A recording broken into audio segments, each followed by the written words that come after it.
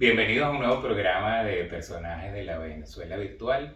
Esta vez estoy con una amiga acá en mi atelier que se encuentra en Austria desde un tiempito, ya unos cuantos años, ya es madre, etcétera, etcétera. ¿Cómo estás? Laura Marín Sommerauer. Correcto. Muy bien, gracias, gracias. Gracias por... Mira, Laurita, ¿desde cuánto tiempo estás aquí en Austria? Mira, yo me mudé hace 7 años, pero mi relación con este país empezó hace casi 20 años cuando fui estudiante de intercambio en el 2003. Bueno, eso es muy interesante porque ya he conocido varios, digamos, estudiantes de intercambio que han venido por estas latitudes y me parece que es una forma de aprender idiomas y a la vez después de tener la oportunidad de estar en el centro de una familia, en el centro de la cultura. Realmente Mm, no es lo mismo que llegar a estudiar y meterse en una residencia de estudiantes, sino ahí entras por la vara de la familia. Sí, sí, realmente fue una experiencia muy linda porque mi familia de intercambio de verdad se esforzó por que yo tuviera una experiencia como estudiante, como cualquier estudiante aquí de Austria, también con las festividades, con la escuela, ciertas, em, ¿cómo se llama? Ciertas festividades que tienen acá. Entonces yo simplemente trataba, incluso cuando eran para niños, por ejemplo, el calendario de Adviento antes de la Navidad, y aunque yo tenía 17 años, bueno, igual lo hicimos en casa y todo ese tipo de cosas, de manera tal que yo pudiera tener un poquito de eso. La escuela también fue maravillosa y sí, fue una experiencia muy, muy linda, ¿verdad que O sí? sea, eso lo organizaba una escuela en que tú estabas en Venezuela, me imagino, o cómo fue Mm, organizado. Ustedes en forma privada buscaron el contacto con AFS, ¿con quién fue que sí. viniste? Bueno, yo inicialmente estaba con FS, incluso estuve 2 años, ¿Cómo se empecé llama? porque AFS o AFS? AFS, American AF. Field Services. Ujú. Y entonces estuve 2 años allí, incluso también tuvimos una muchacha de Estados Unidos en nuestra casa, yo vivía en ese entonces en Anzoátegui y Anaco, y con ella fueron 6 muchachos más, incluyendo una muchacha de acá de Austria. Eso fue el año previo al paro, empieza con el control cambiario, toda la cuestión, y yo tuve que renunciar al cupo que me habían asignado en FS, que era para Alemania realmente, y empezar a buscar otras posibilidades de viaje, y entonces, ¿Por qué tuviste que renunciar? No entiendo.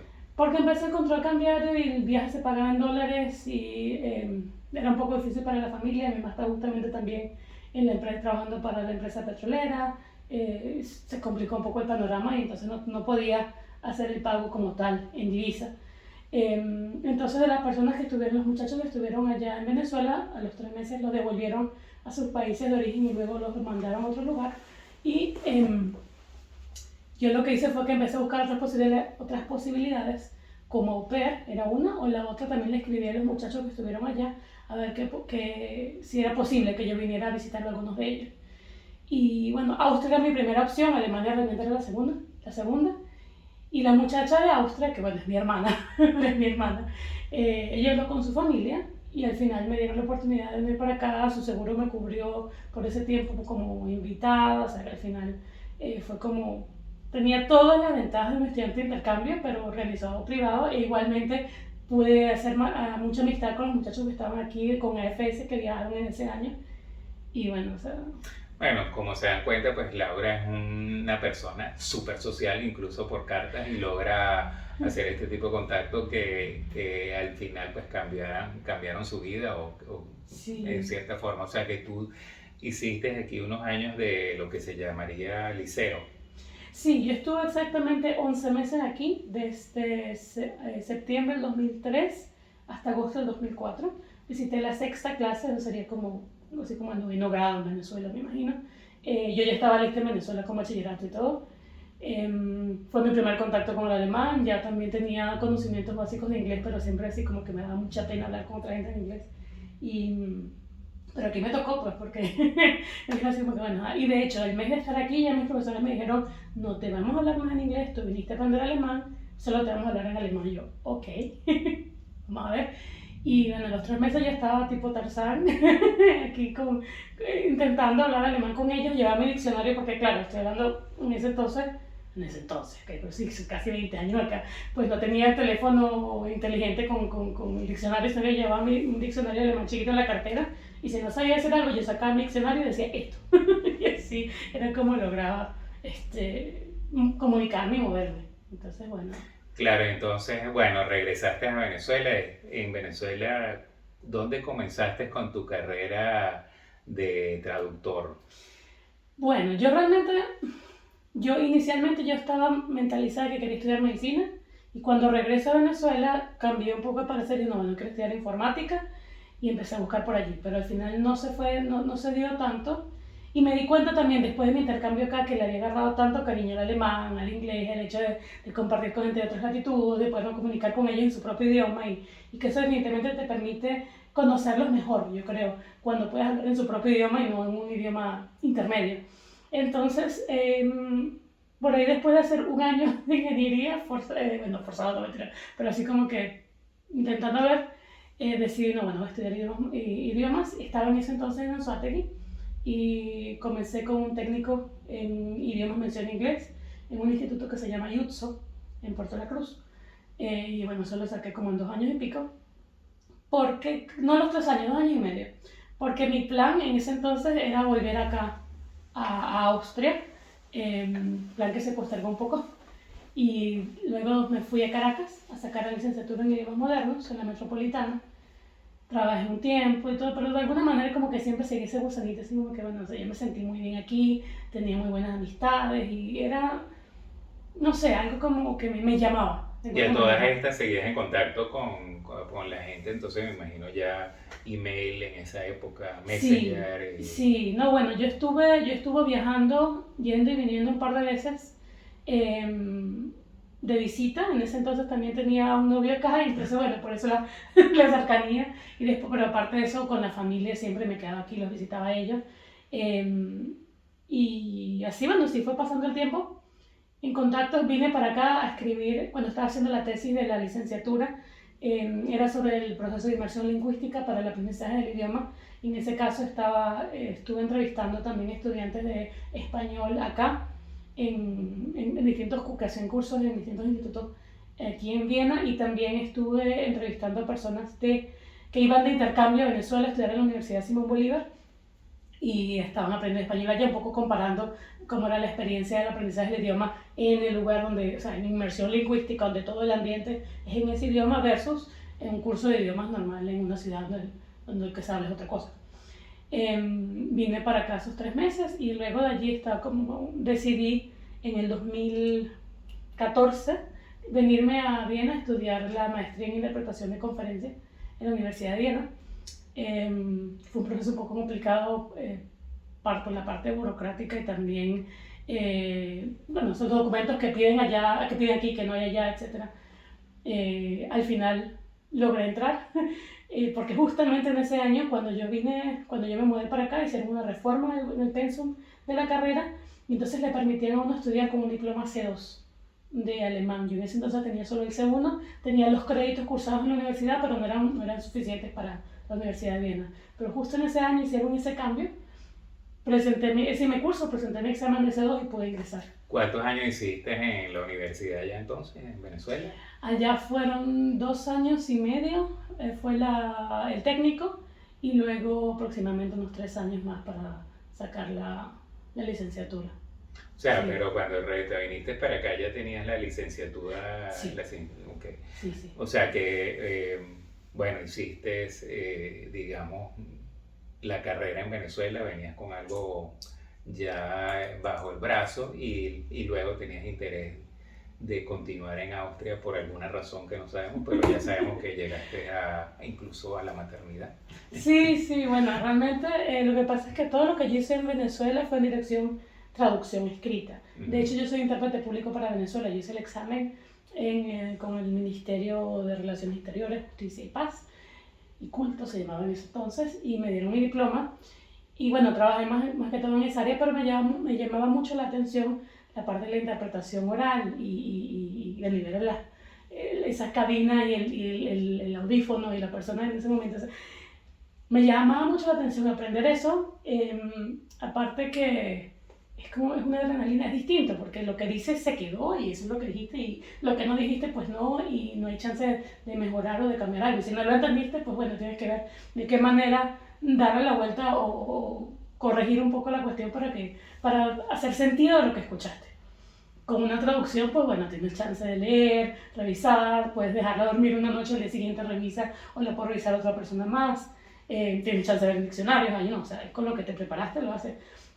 Y aunque yo en ese entonces no tenía tanta, o sea, tenía una idea de qué era la interpretación de conferencia, pues o sea, me llamaba mucho la atención, como que quería aprenderlo más y en Venezuela existe dentro de la licenciatura de idiomas modernos la especialización, según tengo entendido, la especialización en interpretación de conferencias. No existe como maestría y aquí sí. Entonces, bueno, empecé acá y sí la saqué, se tardó un poco porque, bueno, después de eso me casé, salí embarazada, o sea, varias cosas que, bueno. Mira, bueno, entonces, claro, te viniste acá con el plan de hacer este tipo de estudios y claro, hay que decir que aquí en Austria, específicamente en Viena, hay varios institutos o mejor dicho, organismos internacionales que requieren de este tipo de servicios. Además, bueno, como en toda ciudad europea, pues tienen que hacer traducciones en dirección a cantidad de idiomas, pues para papelería y para muchas cosas, pero también hay conferencias de medicina, hay conferencias de la universidad, o sea, ahí es un sitio que hay muchas reuniones, pues aquí. Exacto. Sí, bueno, aquí hay varios, o sea, están los organismos internacionales, está las Naciones Unidas, está el organismo, la OSCE, es de Seguridad y Cooperación Europea, está la OPEC también, y adicionalmente a eso, pues los organismos, aunque de la Unión Europea no hay tanto con sede aquí, pues también está la cercanía con Bruselas, etcétera. O sea que sí, ciertamente ese mundo está aquí en esta parte bastante cercano. Y bueno, aparte de eso, actualmente y después, quizá me estoy yendo un poco más adelante, pero ahorita después de todo el tema del COVID, pandemia y lockdown, se abrió otro mercado mucho más fuerte también que tiene que ver con la interpretación remota. Que en ese caso, por ejemplo, una conferencia que qué sé yo, está sucediendo en Estados Unidos y tienen gente aquí también en Europa y entonces tienen intérpretes de distintos lados del mundo conectados por medio de una plataforma diseñada específicamente para eso o por medio, quizás de una manera más sencilla de Zoom, que también tiene esa posibilidad. Y bueno, o sea, realmente ahorita las posibilidades son... Están abiertas. Sí, sí. Mira, pero ¿cómo haces tú, por ejemplo, vamos a suponer que la conferencia es sobre energía nuclear y tú no tienes, digamos, mucho vocabulario más que energía nuclear y energía nuclear. Okay. Entonces, ¿cómo haces tú? ¿Tú te preparas previamente más o menos con la temática de la conferencia para tener el vocabulario necesario? ¿Cómo es el procedimiento? Bueno, idealmente para una conferencia es importante, estoy hablando del el escenario ideal, que no siempre es el que existe, pues, pero idealmente tienes una idea más o menos de cuáles van a ser los oradores, cuáles van a ser los temas, en función de eso puedes quizás buscar cuáles son los oradores en internet, como los temas que ellos hablan, las investigaciones que han hecho, quizás comparar un poco con varios idiomas. Si no tienes idea de quién va a hablar, eso también te ayuda para saber con qué velocidad habla, si habla muy rápido, habla muy lento, o sea, para prepararte mentalmente. Si no, pues bueno, es así como buscar el tema central de la conferencia y a partir de allí pues vas empezando a armar glosarios o simplemente buscar leer sobre ese tema en los dos idiomas que va a estar trabajando, que sea la lengua origen, que es la que está entrando, y la lengua meta, que es en la que tú vas a interpretar. Y bueno, o sea, depende también del tiempo, pero si en el estado, o sea, idealmente también el organizador de la conferencia te puede dar a ti, si ya hay diapositiva, una presentación de PowerPoint, si hay algún manuscrito o algo que tenga ya el orador preparado, también lo puedes pedir. Entonces, bueno, depende también mucho de la manera como pero digamos que, bueno, yo me imagino que con el tiempo pues las personas repiten y se especializan a lo mejor en un tipo de organismo, en un tipo de conferencia, pero a la hora, digamos, de hacer la conferencia, pues la conferencia yo me imagino que dura, pongámosle, un día. Tú necesitas un día de preparación, 2 días de preparación. ¿Cómo es tu...? Sí, bueno, realmente, o sea, algo que también depende si estás trabajando directamente con una organización. Yo hasta ahora todavía no he trabajado con organizaciones internacionales Permanentemente. permanentemente, ¿ok? He está más que todo en conferencias organizadas de manera independiente por terceros. Entonces, claro, ciertamente, si empiezas a trabajar en un organismo internacional, ciertamente hay información que se va repitiendo, la cultura general también, si es en Naciones Unidas, que cuáles son los eventos que están actualmente en boga, personajes que van a estar quizás allí, esa cantidad de temas, bueno, te preparas para eso. Si es un tema específico organizado por un tercero, pues ya sería ver cuál es la estructura de la conferencia, quién va a estar hablando, y por allí más o menos puedes organizarte un par de días también. O sea, yo estoy todavía en esa fase de encontrar, yo creo que es difícil, en la traducción tú generalmente puedes decir, ok, me puedo especializar en un nicho y como que traduzco aquí, este es mi tema y todo, pero yo creo personalmente que en el área de la interpretación es un poco más difícil.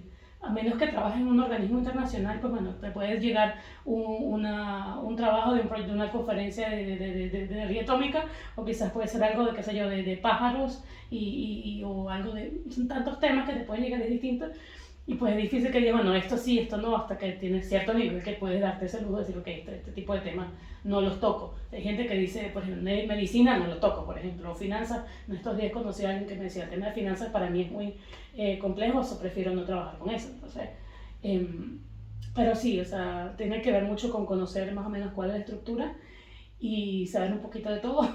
Y ese es el reto y al mismo tiempo la parte bonita de este trabajo. Claro, pero ¿y cómo es, por ejemplo, desde el punto de vista de la paga? Porque, por ejemplo, si un profesor da 12 horas de clase en la universidad, le pagan 36 horas para que prepare y para que corrija y para que evalúe. Es decir, hay como el antes y después y el durante. ¿Cómo es en este caso particular? En este caso, bueno, según los estándares acá en Austria, se tiene para la interpretación, o sea, para eventos independientes, lo que tengo entendido es que tienes medio día o un día completo. Medio día es hasta 4 horas de trabajo y un día completo es pues más de 4 horas de trabajo. Nosotros no trabajamos las 4 horas seguidas, sino en lapsos de 30 minutos máximo, 45, pero más o menos 30 minutos y algo que porque trabajamos en parejas. Porque claro, el nivel de concentración que te pide usted, que necesitas para poder estar interpretando de manera simultánea lo que otra persona va diciendo, el desgaste también es algo que te cansas muy rápido, claramente. Entonces, por eso trabajamos en pareja y cada persona, y bueno, y por ejemplo, dicen, ok, es un orador, fueron 25 o 30 minutos que habló, un poquito más, ok, yo voy a cubrir este orador, tú este, o sea que eso es algo que uno generalmente puede hablar, acordar con el compañero de cabina. Y en cuanto al pago, pues bueno, hay tarifas establecidas las cuales cubren no únicamente la hora en la que está sentada ahí, sino también la preparación. Pero sí hay, dentro del organismo, ¿cómo se llama? La Asociación de Traductores e Intérpretes de Austria, por ejemplo, que se llama Universitas, tiene un marco más o menos establecido aproximadamente de cuánto es lo que se debería estar. Y bueno, por supuesto, si vamos a suponer la conferencia pues requiere de un traslado, pues te pagarán traslado, hotel, etcétera, comida, etcétera. Hotel, exacto. Algo que, bueno, muchas personas ahorita están, que he escuchado que como ya la parte de la interpretación remota ha estado aumentando, pues es mucho más económico pues, contratar a alguien que esté en otro lugar, pero pueda conectarse, estar en línea y me ahorro las comidas, me ahorro el hotel, me ahorro nada más tengo el trabajo de la persona como tal. Claro, pero no dejará de existir la interpretación presencial. No. Mira, bueno, cambiando un poco de tema, sé que eres budista. Sí. ¿Cómo es ese cambio al budismo? ¿Ya eso venía de Venezuela o es algo que surgió acá en Austria? ¿Cómo es? No sé, no me imagino que tú naciste budista. No. Realmente yo empecé a practicar el budismo, budismo de Nichiren Daishonin se llama, en el año 2014.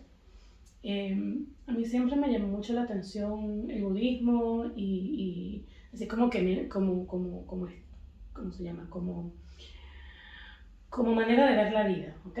Pero claro, al mismo tiempo lo vi como un término tan amplio, entonces, ¿qué es esto? Entonces empecé a buscar y por distintas cuestiones, primero, los grupos con los cuales di no eran de esta asociación laica a la cual yo pertenezco actualmente.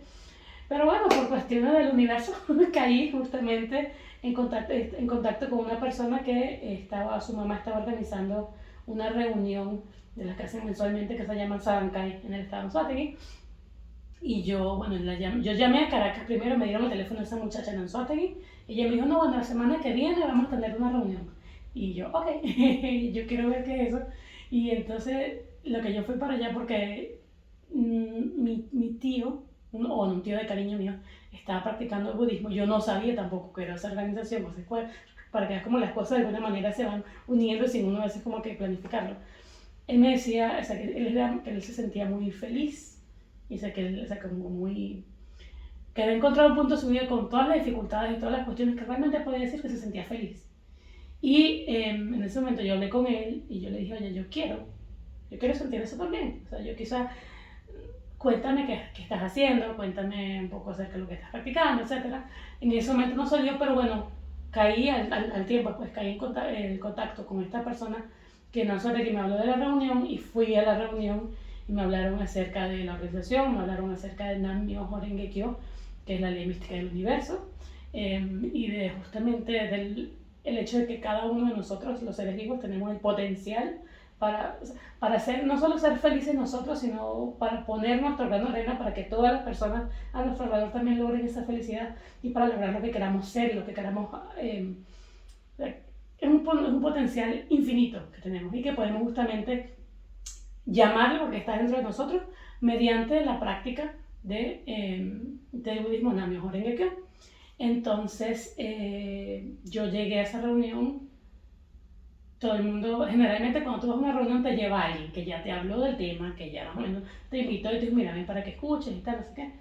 Pero yo llegué así porque sentía un interés y algo que me llamaba, pero no me había llevado a nadie. Y eso yo le di mucha curiosidad porque me pasa con frecuencia. Y bueno, empecé a practicar. Y ya, eso fue en julio del año 2014. Luego en 2015 me mudé para Austria y entonces empecé también a contactar a la organización, se llama Soka Gakkai Internacional, y ellos están en el distrito 14.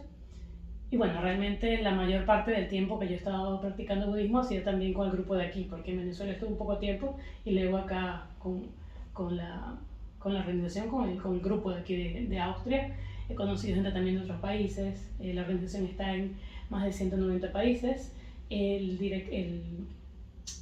Se fundó posterior a la Segunda Guerra Mundial, aunque bueno, sabemos que el budismo existe muchísimo antes de eso, pues, pero la organización como tal se fundó en los años 45, después de la Segunda Guerra Mundial, en Japón. Y de hecho, bueno, han sido 3 presidentes fundadores. Y el último, el tercero, que aún está vivo, viajó por todo el mundo también para dar a conocer la organización, la práctica, así como que juntar a todas las personas que estaban, que practicaban ese budismo. Y actualmente en Japón es muy fuerte, pero están más de 190 países. Sí. Bueno, es una historia interesante. A mí en estos días escuché que el que se vaya por el lado de la meditación, digámoslo así, tiene que, según esta persona, tiene que empezar por yoga, porque se decía que el yoga es lo que te enfrenta a tus limitaciones del cuerpo y tienes que resolver todas las limitaciones del cuerpo, todas tus, digamos, trabas, los problemas, enfrentarte y después entonces puedes llegar a la parte esta del mindfulness y abstraerte en cierta forma, ¿no? Hacer yoga. Lo he intentado, sí, durante el embarazo hice más, después no. Sí, me gustó bastante, pero una de las cosas que a mí me ha llamado la atención acerca o sea, del budismo de esta rama es que no es necesario, no sé, vamos a ver cómo lo puedo decir mejor.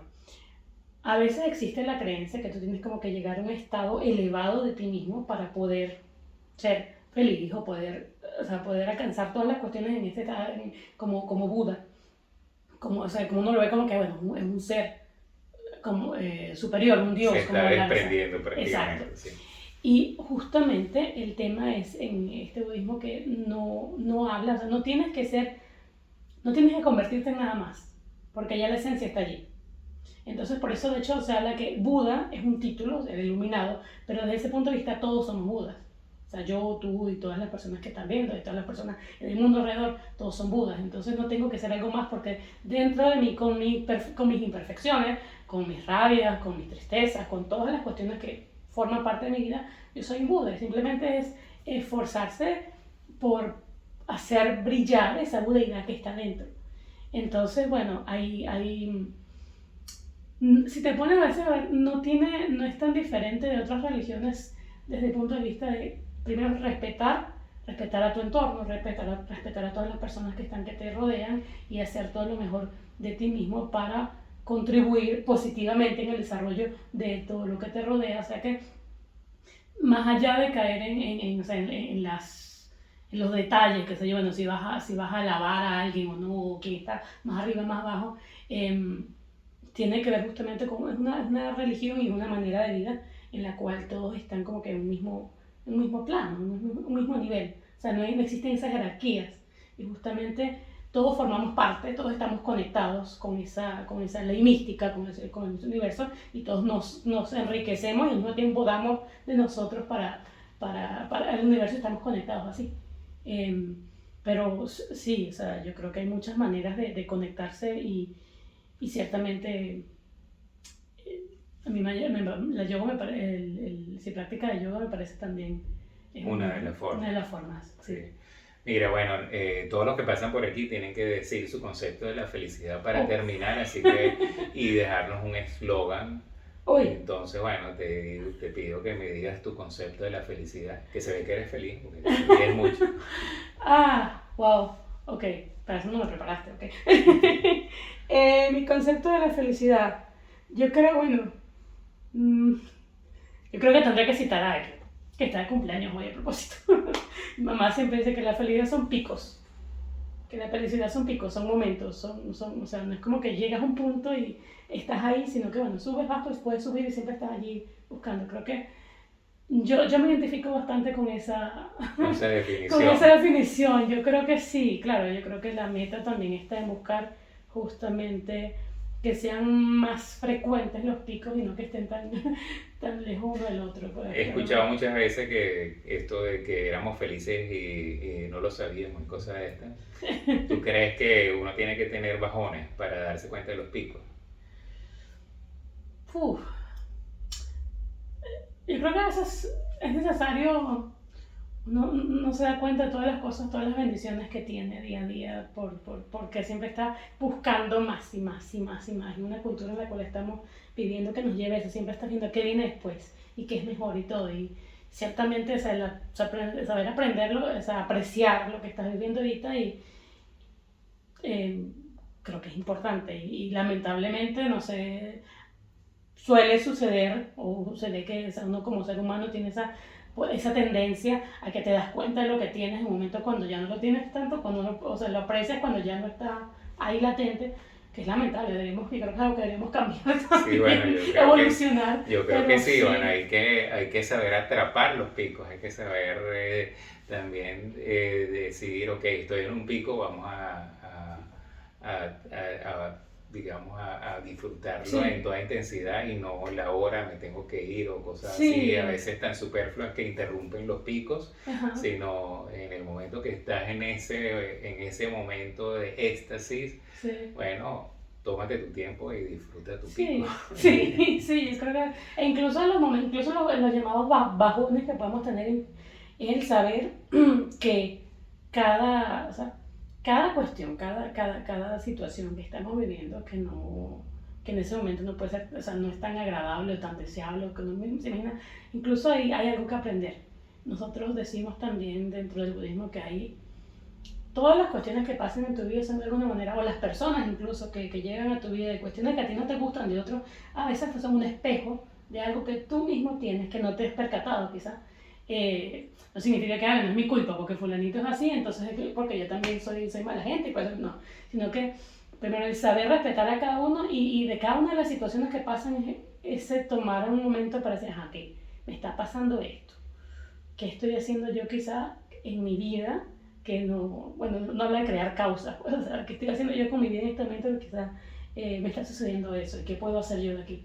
¿Cómo lo puedo transformar? Ser protagonista de la vida, de la vida propia, no dejar que todo como que lo demás lo lleva a uno, sino elegir, ok, yo decido ser protagonista de mi vida, qué pasa conmigo, y bueno, hay momentos felices, hay momentos no tanto, y navegamos de alguna manera para salir de ellos, y bueno, pero sí. Así es, bueno, y un eslogan para terminar, Un eslogan para terminar.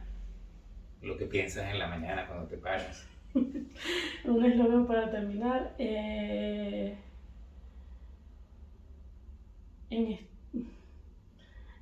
Yo creo que eso, algo así como ser un sol, yo creo que no debería ser convertirse, o sea, tratar de buscar con la vida de uno ser un sol para alumbrar, y entendiendo que el sol también a veces lo tapa las nubes, pero el sol nunca deja de brillar, y siempre buscar como que esa manera Emitir. de convertirse en un sol también, de poder alumbrar la vida de uno y la vida de los demás. Exacto. Sí, yo creo que sería así. Bien sorpresivo tu eslogan, me encanta, hay que ser un sol. Sí, sí, pero Sí, creo que es entender que ser el día para los otros. sí, y de alguna manera eso también te ayuda, porque cuando tú te sientes mal, pero de alguna manera ayudas a otra persona a que que se sienta feliz, o A que sienta calor, a que sienta luz, a que... Sí, simplemente eso de alguna manera también te alimenta, ¿no? Porque Sí. no somos gente de un único solo separado, sino que esa conexión pues está allí, entonces... Mira, bueno, te agradezco que hayas aceptado el reto y bueno, estamos en contacto, bueno, estamos tan lejos. Sí, claro, Y no, muchas gracias. muchas gracias a ti, un beso y lo mejor para ustedes.